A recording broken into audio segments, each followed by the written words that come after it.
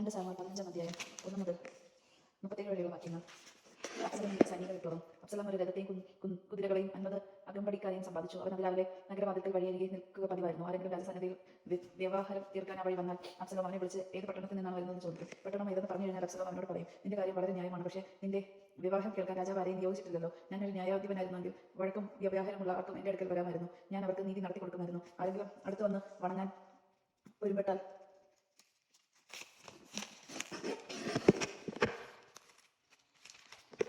കൈനീട്ടി അതിനെ കുറിച്ച് ചിന്തിക്കും. രാജാവിന്റെ തീർപ്പിനായി വന്ന എല്ലാ ഇസ്രായേലരോടും അബ്സലോം ഇപ്രകാരം ചെയ്തു. അങ്ങനെ അവൻ അവരുടെ ഹൃദയം വശീകരിച്ചു. 4 വർഷം കഴിഞ്ഞ് അബ്സലോം രാജാവിനോട് പറഞ്ഞു, കർത്തൃ സന്നിധിയിൽ എത്ര വ്രതം അനുഷ്ഠിക്കാൻ ഹെബ്രോണിലേക്ക് പോകാൻ എന്നെ അനുവദിച്ചാൽ കർത്താവിനെ ജെറുസലേമിലേക്ക് തിരിച്ചു കൊണ്ടുവന്ന ഹെബ്രോണിൽ അവിടുത്തെ ആരാധിക്കുമെന്ന് അരാമിലെ ഗശൂരിയിലായിരിക്കുമ്പോൾ ഞാനൊരു നേർച്ച നേർന്നിട്ടുണ്ട്. സമാധാനത്തോടെ പോയ രാജാവ് പറഞ്ഞു. അങ്ങനെ അവൻ ഹെബ്രോണിലേക്ക് പോയി. എന്നാൽ അബ്സലോം ഇസ്രായേലിലെ എല്ലാ ഗോത്രങ്ങളിലേക്ക് ദൂതന്മാരെ രഹസ്യമായി അയച്ചു പറഞ്ഞു, കാഹളനാദം കേൾക്കുമ്പോൾ അബ്സലോം ഹെബ്രോണിൽ രാജാവായിരിക്കുന്നു എന്ന് വിളിച്ചു പറയുന്നു. ജെറുസലേമിൽ നിന്ന് ക്ഷണിക്കപ്പെട്ട 200 പേർ അബ്സലോമിനോട് കൂടി പോയിരുന്നു.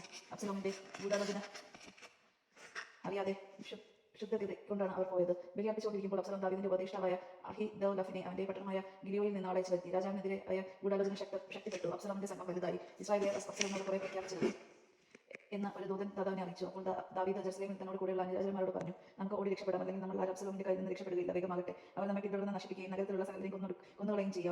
അവർ പറഞ്ഞു, അങ്ങയുടെ ആജ്ഞയും ഈ ദാസന്മാർ നിവർത്തിക്കും. അങ്ങനെ രാജാവ് കുടുംബസമേതം പുറപ്പെട്ടു. കൊട്ടാരം സൂക്ഷിക്കാൻ 10 ഉപനാരിമാരെ മാത്രം അവിടെ നിർത്തി. രാജാവും കൂടെയുള്ളവരും ദൂരെ ഒരിടത്ത് ചെന്ന് നിന്നു. അവന്റെ ദാസന്മാരെല്ലാം അവന്റെ അരികെ കൂടെ കടന്നുപോയി. കേർത്തലും പലത്തിലും ഗത്തിൽ നിന്ന് അവനോട് ചേർന്ന് 600 പേരും രാജാവിന്റെ മുൻപിലൂടെ കടന്നുപോയി. ഗിത്യനായ ഇത്തായിയോട് രാജാവ് പറഞ്ഞു, നീ ഞങ്ങളോടൊപ്പം പോരുന്നതെന്തിന്? തിരിച്ചു ചെന്ന് പുതിയ രാജാവിനോട് ചേർന്ന് കൊള്ളുക. നീ വിദേശിയും സ്വദേശത്ത് നിന്ന് ബഹിഷ്കരിക്കപ്പെട്ടവനുമാണല്ലോ. ഇന്നലെ മാത്രം എത്തിയ നീ എങ്ങോട്ട് പോകുന്നു എന്നറിയാത്ത എന്നോടൊപ്പം അലയുകയോ?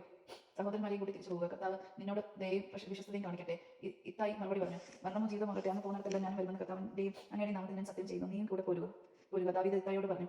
അങ്ങനെ ഗിത്യനായ ഇത്തായി തന്റെ സകല ആളുകളോടും കുട്ടികളോടും കൂടി കടന്നുപോയി. ദാവീദിന്റെ അനുചരന്മാർ കടന്നുപോയപ്പോൾ ദേശനിവാസികൾ ഉച്ചത്തിൽ നിലവിളിച്ചു. രാജാവ് ഹൃദോൻ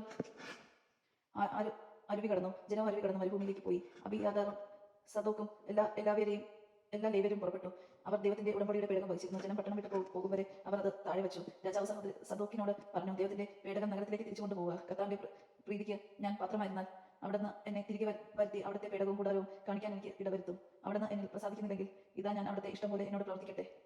രാജാവ് പുരോഹിതനായ സദോക്കിനോട് തുടർന്ന് പറഞ്ഞു, നിന്റെ മകൻ അഹിമാസിനോടും അബിയാദറിന്റെ മകൻ ജോനാഥനോടൊപ്പം നീയും അബിയാദറും സമാധാനത്തോടെ പട്ടണത്തിലേക്ക് മടങ്ങി പോവുക. നിങ്ങൾ വിവരം അറിയിക്കും വരെ മരുഭൂമിയിലുള്ള കടവിൽ ഞാൻ കാത്തു ഇരിക്കും. അങ്ങനെ സദോക്കും അബിയാദറും ദൈവത്തിന്റെ പേടകം ജെറുസലേമിലേക്ക് തിരിച്ചു കൊണ്ടുപോയി. അവർ അവിടെ താമസിച്ചു.